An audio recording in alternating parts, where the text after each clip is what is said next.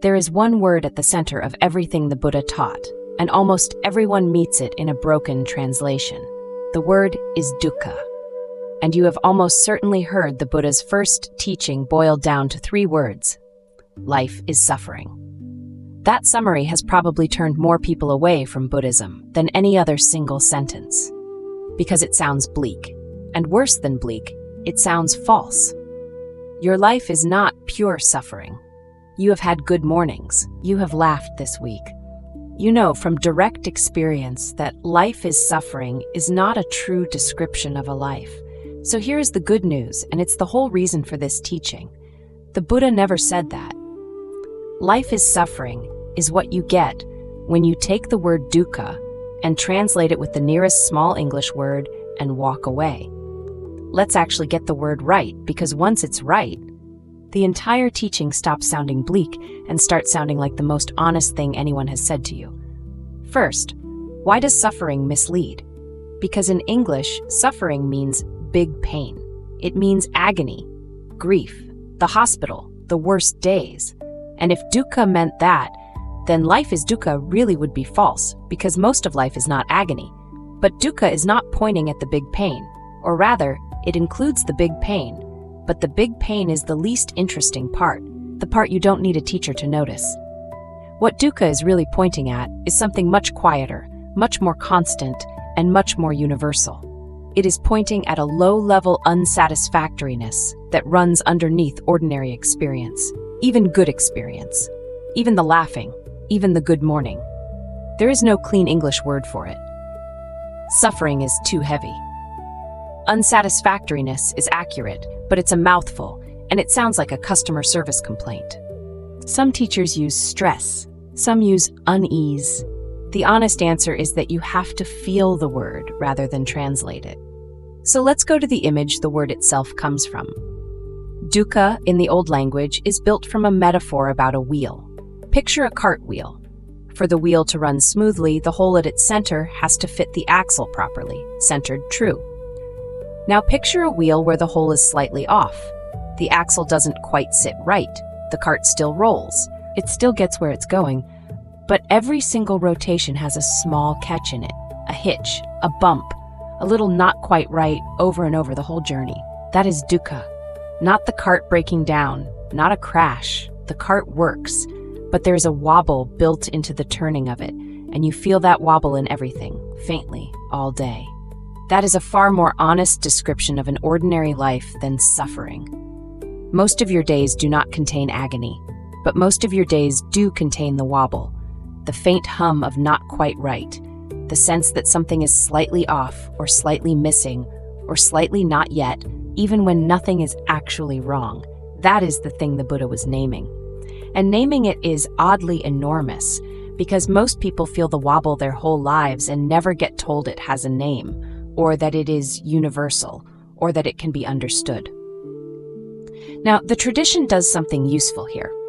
It says dukkha comes in 3 flavors, 3 textures, and learning to tell them apart is genuinely clarifying. So here they are. The first flavor is the obvious one. The old texts call it dukkha dukkha, literally the suffering that is just suffering.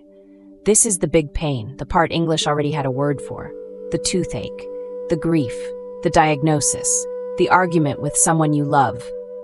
This kind you already recognize. You don't need the teaching to find it. It announces itself. The second flavor is sneakier, and once you see it, you will see it everywhere. The texts call it viparinama dukkha, the suffering built into change itself. This is the dukkha hidden inside good things. You know it if you have ever loved a perfect evening.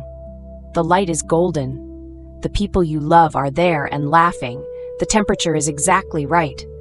And somewhere underneath your enjoyment, quietly, you are already aware that this will end, that the light will fade, that the evening will become a memory, that you cannot keep it, that faint ache inside the good moment. That is the second flavor. It is not that the good thing is bad, it is that the good thing is changing, and a part of you is bracing for the loss even as you hold the thing. The third flavor is the deepest and the hardest to point at.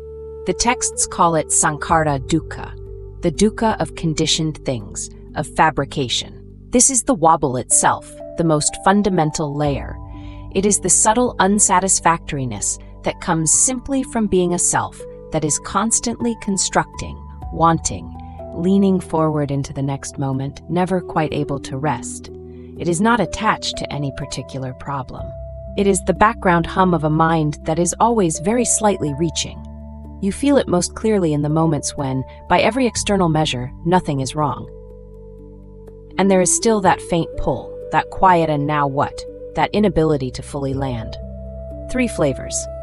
The pain that is just pain, the ache inside things that change, and the background wobble of a reaching mind. Here is why all of this matters, why it was worth 10 minutes to get one word right. You cannot work with something you cannot see clearly. As long as dukkha is mistranslated as suffering, you will only ever look for it in the big, obvious places, the griefs, the disasters, and you will completely miss it in its ordinary daily form.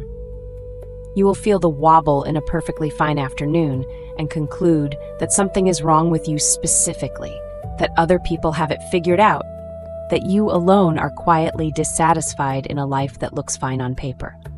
And that conclusion is false, and it is a lonely kind of false.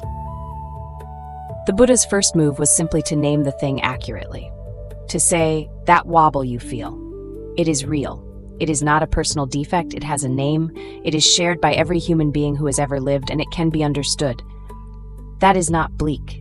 That is the opposite of bleak. It is the relief of finally being told the truth about something you had been feeling alone with.